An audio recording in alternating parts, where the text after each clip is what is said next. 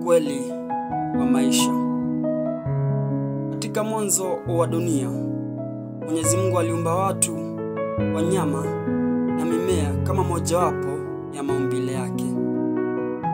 Alivyoumba aina mbalimbali za mimea, wanyama, ndivyo alivyoumba aina mbalimbali za watu. Hata hivyo, jambo hilo linahitaji mawazo ya undani sana na hekima ya hali ya juu ndiposa kuelewa. Aina ya kwanza ya watu matawi, leaf people kwa lugha ya Kimombo. Hii ni aina ya watu ambao unapatana nao katika shughuli mbalimbali za kimaisha kwa muda mfupi.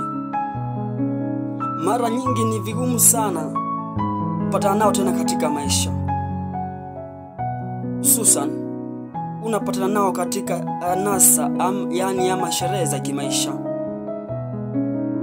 Hawa watu hawaelewi maana ya shida. Hawana nguvu, wana udhaifu wa kupambana na changamoto za kimaisha. Na mara nyingi unapopata matatizo wanakuacha ghafla. Aina pili ya watu ni watu mishina, branch people kwa lugha ya Kimombo. Hii ni aina ya watu ambao unapatana nao kwa muda fulani katika maisha yako. Rafiki wao ni wa muda fulani. Hawana udhaifu wa kupambana na changamoto za maisha, ila hawana uvumilivu. Wanakata tamaa sana. Hawana uwezo wa kuvumilia shida kwa muda mrefu. Unapopata changamoto ambazo zinaendelea kwa mfululizo ama kwa muda mrefu, wanakuacha. Aina ya tatu na ya mwisho, watu mizizi, roots people.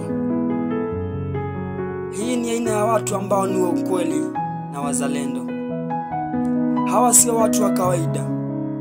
Mara nyingi tunajaliwa na Mwenyezi Mungu katika maisha yetu. Ni majaliwa, ni baraka katika maisha yetu. Hawa ni watu ambao ni wavumilivu. Ni watu ambao wanajua kupambana na changamoto za kimaisha. Ni watu wenye huruma na utu. Ni watu ambao watupate changamoto gani hawawezi kukuacha kama. Watu mizizi ni nadra sana katika maisha yetu. Mwenyezi Mungu wabariki, ujalie rehema na neema watu mizizi. God bless the roots people. Mwisho. MC Cartoon.